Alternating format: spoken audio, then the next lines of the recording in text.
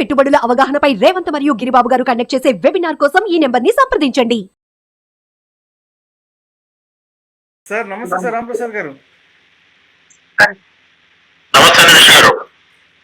Ramprasad, quant mutual funds సంబంధించి పొద్దున్న నుంచి రకరకాల వార్తా కథనాలు వస్తున్నాయి. సెబీ టీం అంటే వాళ్ళ దగ్గరికి వెళ్ళి అక్కడ సోదాలు నిర్వహిస్తున్నారంటూ కూడా రకరకాల కథనాలు వస్తున్నాయి. ఇన్వెస్టర్స్ కూడా చాలా మంది ఆందోళన చెందుతున్నారు. ఏం జరుగుతుంది అసలు? క్వాంట్ మ్యూచువల్ ఫండ్స్ కి సంబంధించిన కంప్లీట్ ఎపిసోడ్ ఏంటి అసలు? సెబీ సోదాలే కాదు కదా సార్, ఏ సెబీ సోదాలే కాదు కదా, అంతకంటే ప్రశ్న లేదు. సెబీ ఇన్వెస్టర్స్ కి ఫేవర్ గా పనిచేస్తుంది. సెబీ అనేది ఇన్వెస్టర్స్ ఫేవర్ గా పనిచేస్తుంది. సెబీకి అనుమానం వచ్చింది, క్వాంట్ ఫ్రంట్ రన్నింగ్ యాక్టివిటీ చేస్తుందని చెప్పి అనుమానం వచ్చింది. దాంట్లో భాగంగా సోదాలు నిర్వహించి, ఎందుకంటే అన్ని మ్యూచువల్ ఫండ్ హౌస్లు వేరు, క్వాంట్ ఫండ్ హౌస్ వేరు. ప్రైమర్లీ వీళ్ళ చర్న్ రేషియో చాలా ఎక్కువ. చర్న్ రేషియో చాలా ఎక్కువ అంటే స్టాక్స్ పిక్ చేస్తారు, అమ్మేస్తారు, కొంటారు, అదొకటి. అది ప్రైమర్లీ. అండ్ దెన్ వీళ్ళ పర్ఫార్మెన్స్ అండ్ గ్రోత్. 2019లో 100 కోట్లు ఏఎం లేని ఏఎంసీ ఈరోజు 90,000 కోట్లు కూడబెట్టింది. గత 1 year లో 50,000 కోట్ల నుంచి 90,000 కోట్లు పెరిగింది. సో దీంట్లో సెబీకి అనుమానాలు తావెత్తే దాంట్లో భాగంగా ఫ్రంట్ ఎండింగ్ జరిగిందని చెప్పి సోదాలు చేయడం జరిగింది. కానీ దాంట్లో ఫైండింగ్స్ ఇంకా ధృవీకరించలేదు. అసలు ఫ్రంట్ ఎండింగ్ అంటే ఏంటి అంటే, ఫ్రంట్ ఎండింగ్ వల్ల ఇన్వెస్టర్ యొక్క రిటర్న్స్ ఏమి తగ్గవు. ఇన్ కేస్ ఫ్రంట్ ఎండింగ్ జరిగితే, అది జరగడం వల్ల ఇన్వెస్టర్ యొక్క రిటర్న్స్ తగ్గవు, ఇన్వెస్టర్ యొక్క రిటర్న్స్ పెరగవు. ఎలా అంటే, ఫ్రంట్ ఎండింగ్ అంటే సింపుల్ లాంగ్వేజ్ లో వీళ్ళు పర్చేజ్ చేయబోయే స్టాక్స్ ని ముందుగా వేరే వాళ్ళకి తెలియజేయడం ఫ్రంట్ ఎండింగ్.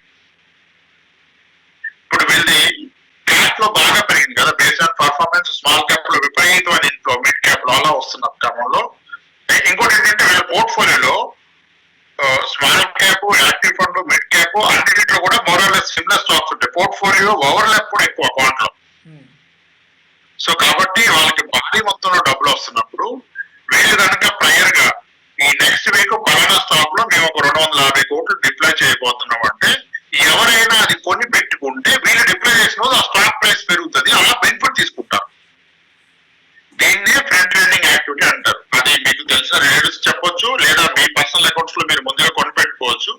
ಮತ್ತೆ సెబీ వస్తుంది కనుక ఎవరు వాళ్ళ అకౌంట్స్ లో కొనుక్కోరు, వాళ్ళ రిలేటివ్స్ అకౌంట్ లో, దూర బంధువుల అకౌంట్ లో కొనిపెట్టుకుంటారు. లేదా కొన్ని బ్రోకరేజ్ సంస్థలకు ముందుగా ఇన్ఫర్మేషన్ ఇస్తారు. దాన్ని ఫ్రంట్ ఎండింగ్ యాక్టివిటీ అంటారు. అయితే సెబీ రెగ్యులేషన్ గైడ్ లైన్స్ ప్రకారం ఒక ఫండ్ హౌస్ ఎంప్లాయీస్ వీళ్ళు చేయబోయే పర్చేజులు ముందుగా బయటకు వెళ్ళవచ్చడం అనేది తప్పు. ఇప్పుడు అది జరిగిందని ఆరోపణ. ఇంకోటి, అన్ని ఫండ్ హౌస్ కి డిఫరెంట్ బ్రాంచెస్ ఉంటాయి.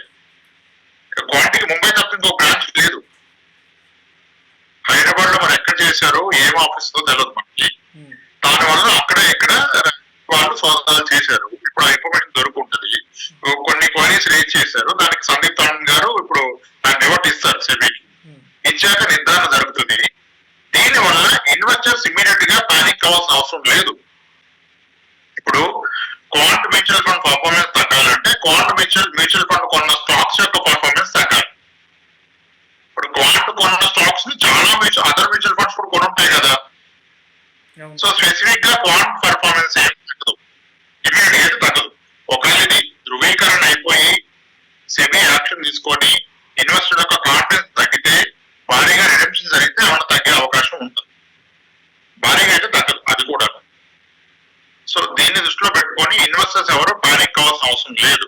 ఇఫెక్ట్ పానిక్ అయితే ఎవరు అవ్వాలంటే, ఒక 50,000 ఎస్ఐపి చేసే వ్యక్తి, 5 డిఫరెంట్ స్కీమ్ లో చేసే వ్యక్తి, మనం ఎప్పుడు ఏఎంసీ స్పెసిఫిక్ డైవర్సిఫికేషన్ కూడా జరగాలని చెప్తాం, చేయాలని చెప్తాం. ఇప్పుడు ఆయన 50,000 రూపాయలు ఎస్ఐపి 5 స్కీమ్ లో క్వాంటిటీ తీసుకుంటే మేబీ ఆయన కాస్త పానిక్ అవ్వాలి. 1 crore మ్యూచువల్ ఫండ్ లో డిప్లాయ్ చేసిన వ్యక్తి అతను 1 crore క్వాంట్ లో పెడితే ఏమైనా పానిక్ అవ్వాలి. అంతేగాని మీకున్న ఓవరాల్ పోర్ట్ఫోలియోలో ఒక 15%, 20% కన్నా క్వాంటిటీ ఇస్తే మీరు ఎటువంటి ఆందోళన చెందాల్సిన అవసరం లేదు. ఉదయం నుంచి నాకు కూడా చాలా ఫోన్స్ వచ్చాయి. మా క్లయింట్స్ ఇప్పుడు ఎన్ఆర్ఐ స్టార్ట్ అయ్యారు, ఇంకా వాళ్ళు కూడా వరుసగా వస్తున్నాయి. అందుకని మీరు అడగడానికి చెప్పాను, ఈ ఒక వీడియో నేను మా క్లయింట్స్ పంపించుకున్నాను, లోడ్ తగ్గిపోతుంది కదా. సో ఓన్లీ క్వాంట్ లోనే మొత్తం ఇన్వెస్ట్మెంట్ ఉంటే ఏమన్నా పానిక్ అవ్వచ్చు. కానీ మీ ఓవరాల్ ఇన్వెస్ట్మెంట్ లో ఒక 10, 15, 20% క్వాంట్ లో ఉంటే ఎటువంటి భయపడాల్సిన, ఆందోళన పడాల్సిన అవసరం లేదండి. ఇన్వెస్టర్స్ కాన్ఫిడెంట్ గా వాళ్ళ వాళ్ళ పని వాళ్ళు చేసుకుంటే సెబీ పని సెబీ చేసుకుంటది. ఇంకా ఏమీ ధృవీకరణ అవ్వలేదు. అయిన పక్షంలో ఏ